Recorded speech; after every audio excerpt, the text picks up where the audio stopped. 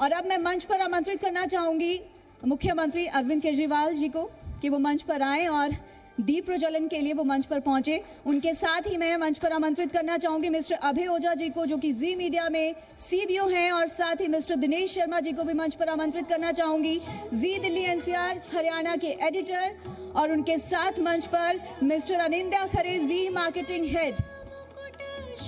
और दीप प्रज्वलन के साथ इस कार्यक्रम का आगाज, इस बेहतरीन, इस खूबसूरत दिन का आगाज आज यहाँ पर होने जा रहा है। जी दिल्ली एनसीआर हरियाणा के लिए आज का यह दिन बेहद खास। हमारे बीच पहुंचे हैं मुख्यमंत्री अरविंद केजरीवाल।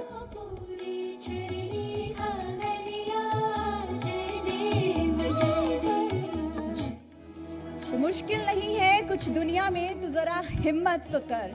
मुश्किल नहीं है कुछ दुनिया में, तो जरा हिम्मत तो कर। ख्वाब बदलेंगे हकीकत में, तो जरा कोशिश तो कर। और आज जी दिल्ली एनसीआर हरियाणा के लिए बेहद ही खास दिन, बेहद ही स्पेशल दिन, और इसे और भी स्पेशल बना दिया है।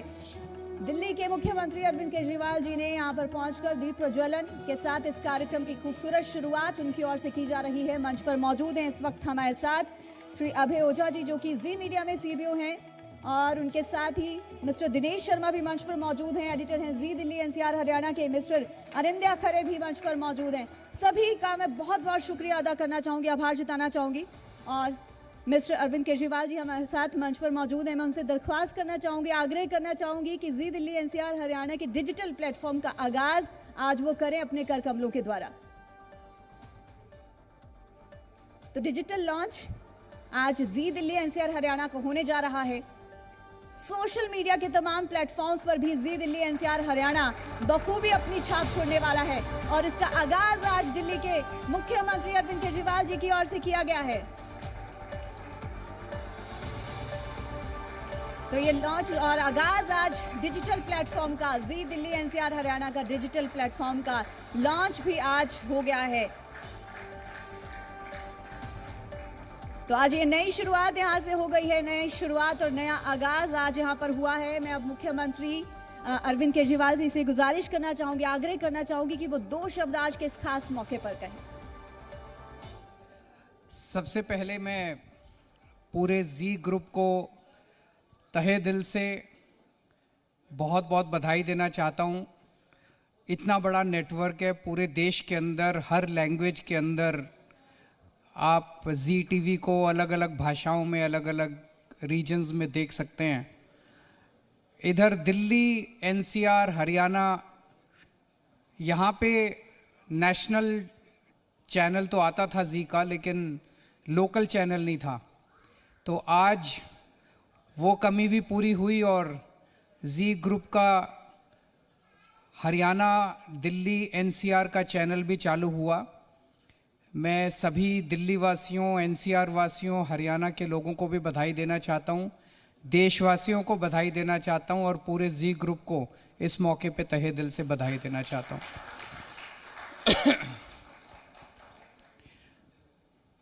आज मैं समझता हूं कि मेरे सामने ऑडियंस अधिकतर पत्रकार हैं, तो 2 शब्द मैं मीडिया के लिए कहना चाहूँगा।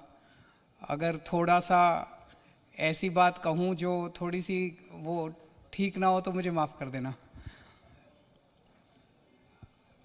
पत्रकारों से बहुत दोस्ती रहती है हमारी, एडिटर्स से बहुत दोस्ती है, जो मालिक हैं उनसे दोस्ती है। बहुत अच्छा काम करते हैं आप सब लोग, सभी पत्रकार।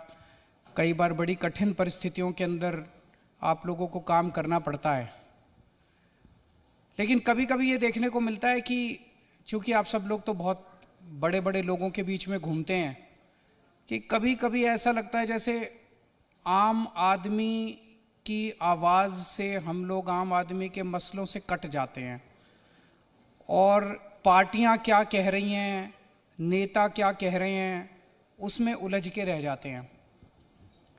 तो जैसे कई बार मैं इंटरव्यू देता हूँ, मैं किसी जी की बात नहीं कर रहा, मैं एक जनरल मीडिया की बात कर रहा हूँ। तो इंटरव्यू में पूछते हैं कि केजरीवाल जी, भाजपा ने आपके ऊपर ये आरोप लगाया, आपको इस पे क्या कहना है? तो मैं कहता हूँ जी भाजपा वालों को कहने दो, आपको क्या प्रॉब्लम है, वो कह रहे हैं, मैं उनके ऊपर टिप्पणी क्यों करूँ? तो भाजपा के इस नेता ने आपके ऊपर ये आरोप लगाया, आपको क्या कहना है? कांग्रेस ने आपके ऊपर ये आरोप लगाया, आपको क्या उनको सबको कहने दो ना। जनता क्या कह रही है, हमें इसके ऊपर सोचने की जरूरत है, ये बहुत जरूरी है। अभी पंजाब चुनाव के दौरान मुझे याद है, एक दिन पंजाब चुनाव के दौरान आपने देखा होगा, मैं और भगवंत मान जी एक साथ इंटरव्यू दिया करते थे टीवी चैनलों को। हम दोनों बैठते थे, उनके एंकर बैठते थे, हम दोनों से प्रश्न किया करते थे। एक दिन मैंने और भगवंत ने डिसाइड किया कि हम दूसरी पार्टियों का कोई भी आरोप अगर पूछा जाएगा तो हम जवाब नहीं देंगे। हम जवाब तभी देंगे जब जनता के मसले पे बात होगी। तो इंटरव्यू शुरू हुआ। उन्होंने पूछा, जी आपके ऊपर कांग्रेस ये आरोप लगा रही है। हमने कहा, जी हमें कुछ नहीं कहना, कांग्रेस को लगाने दीजिए आरोप। चन्नी साहब ये आरोप लगा रहे हैं, आपको क्या कहना? हमने कहा, जी हमें चन्नी साहब के आरोप का कोई जवाब नहीं देना। बीजेपी वाले आपके ऊपर ये आरोप लगा रहे हैं फलाना। तो हमने कहा, जी हम जनता के मुद्दों पे बात करेंगे, जनता को कोई मुद्दा हो तो बताओ। एंकर सारे चुप हो गए, जनता का मुद्दा ही नहीं पता था। फिर हमने कहा कि हम आपको बताते हैं जनता के क्या मुद्दे हैं। हर आदमी चाहता है मेरे बच्चों को अच्छी शिक्षा मिले। तो क्या आप मानते हो पंजाब में स्कूलों की हालत ख़राब है? तो वो बोले, हाँ जी ख़राब है। तो हमने कहा, जी हमसे पूछो स्कूल कैसे ठीक होते हैं। क्या आप मानते हो अस्पतालों की हालत ख़राब है? बोले, हाँ जी ख़राब है। मैंने कहा, हमसे पूछो अस्पताल ठीक कैसे किए जाते हैं। जनता के मुद्दे कई बार हम भूल जाते हैं और बयान प्रतिबयान तर्क कुतर्क, इसी के अंदर पूरी राजनीति और पूरा हमारा मीडिया स्पेस घूमता रहता है। लोगों को कोई लेना देना है नहीं है कि वो उसको क्या गाली दे रहा है, फिर बदले में उसने उसको क्या गाली दी, इसने उसको क्या। गाली गलौज की राजनीति से देश भी तरक्की नहीं करता और जनता को भी कोई लेना देना नहीं है। मैं आपको एक उदाहरण देती, टीआरपी से चलता है, जिसकी टीआरपी ज़्यादा उसका वही सिकंदर।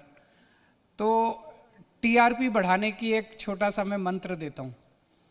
2005 या 6 की बात है। हम उस टाइम में दिल्ली की झुग्गियों में, सुंदर नगरी की जो झुग्गियाँ, वहाँ झुग्गियों में एक एनजीओ में काम किया करता था। राशन की कुछ राशन वाले राशन की चोरी किया करते थे, गरीबों के राशन की चोरी। तो हमने आरटीआई डाल के उनके सारे रिकॉर्ड्स निकलवाए।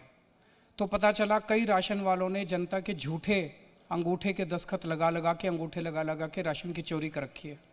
हम जनता के पास गए, जनता से पूछा, जनता बोली, जी मैं तो राशन ही नहीं लेके आया, ये मेरा झूठा अंगूठे का निशान है, ये चोरी की हुई है उसने। मैं वो सारे रिकॉर्ड लेके एक टीवी चैनल के एडिटर के पास गया। उस टाइम मुझे कोई भी नहीं जानता था। मैंने कहा, जी ये बहुत बड़ी चोरी है, राशन की चोरी है, इसको ज़रा दिखा दीजिए आप अपने चैनल पे। उन्होंने कहा, यार ये झुग्गी वालों के मुद्दे कौन देखना चाहेगा, हमारे चैनल पे ये सब नहीं चलता। मैंने कहा, नहीं सर ये जनता का मुद्दा है, जनता जरूर देखना चाहेगी कि उनकी कैसे चोरी। उन्होंने कहा, नहीं कोई। उन्होंने भगा दिया मेरे को। 3-4 चैनल में घूम के आया मैं। फिर एक चैनल वाला बोला, ठीक है मैं दिखाऊंगा। तो हमने उनको सारे डॉक्यूमेंट्स भी दिए और कुछ ट्रक जो हैं उनकी चोरी, वो हमें पता था कितने बजे ट्रक निकलता है, कहाँ चोरी होती है, वो भी बताया। उन्होंने उसका पीछा किया और वो सारा रंगे हाथों पकड़ा उस चैनल ने। उस हफ्ते वो स्टोरी जो है उसको सबसे ज़्यादा टीआरपी मिली amongst all the programs of all the channels put together.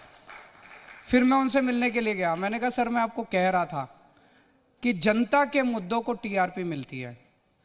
जनता को जो मुद्दे इस टाइम तकलीफ दे रहे हैं उनको टीआरपी मिलती है। मुझे याद है एक बार अब्दुल कलाम आज़ाद साहब का भाषण सुन रहा था मैं। उन्होंने कहा कि इतनी ज़्यादा अपने यहाँ मीडिया में नेगेटिव खबरें दिखाई जाती है, हमें कई बार लगता है कि नेगेटिव खबरों की बहुत ज़्यादा टीआरपी होती है।